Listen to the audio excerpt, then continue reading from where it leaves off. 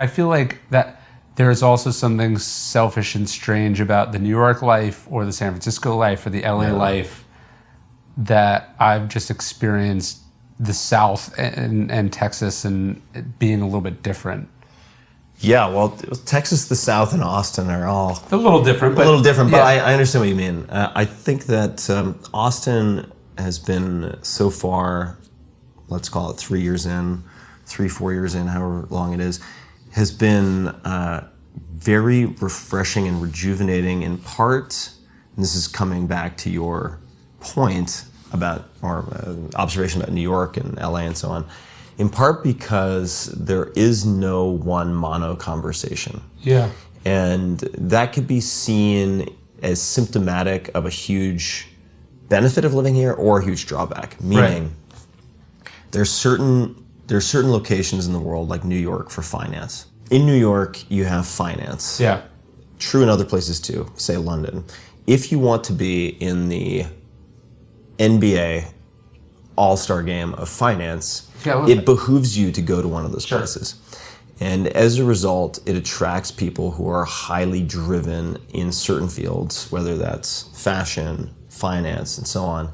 And as you've mentioned to me before, I think there's a high correlation between self-absorption and professional success. Yeah. On some level. It has to be. And if you look at Los Angeles, even though Los Angeles is a huge, in reality, combination of different cities, entertainment is the predominant mono conversation. Whereas here in Austin, you have more of a medley. Yeah. And for that reason, I find that I don't overtax a single sort of conversational track or part of my brain. Like, you can quite easily hop from lily pad to lily pad and maintain some degree of mental dexterity, emotional dexterity. There's just more to easily dip your toe into here. Yeah. And it does exist in a place like San Francisco, but it takes more effort to avoid the mono conversations. And don't you think one of the downsides of the mono conversation is also, let's call it mono thinking, right? So I think we have tended these days to define diversity as merely a function of race or gender.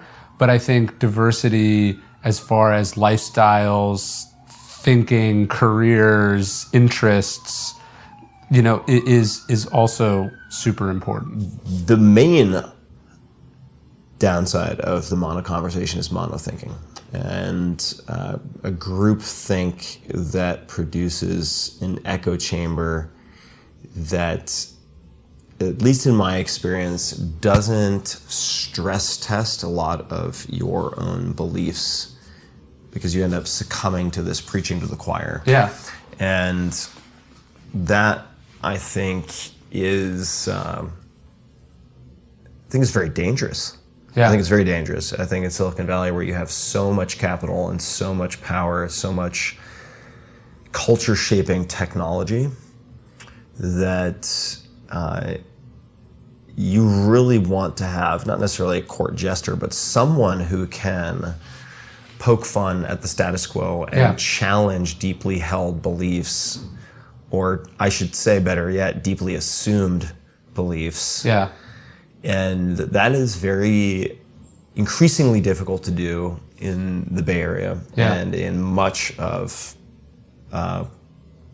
certainly culture in the United States. And we're in Austin, which is jokingly referred to as the blueberry and the tomato soup. Yeah.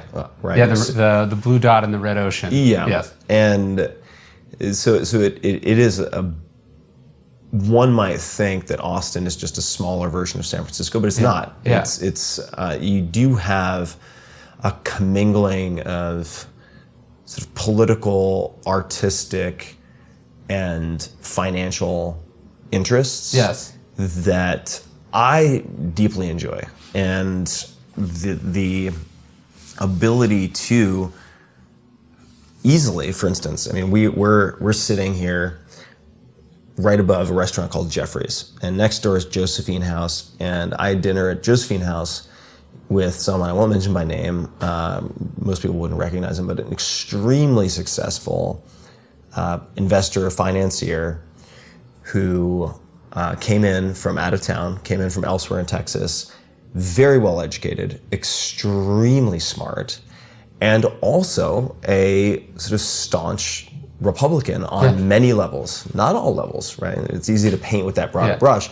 And when you have the ability to sit down with someone like that easily here, it becomes harder to do what is so frequently done in San Francisco as a place where I spent a lot of time, almost 2 decades in the Bay Area, to say, oh, right-wingers are all knuckle-dragging idiots. Yeah. It becomes much more difficult to paint. Because you know by direct first-hand experience that that's not true. It's not true in many cases, and it's just not that simple. Right. Right? It's just not that simple.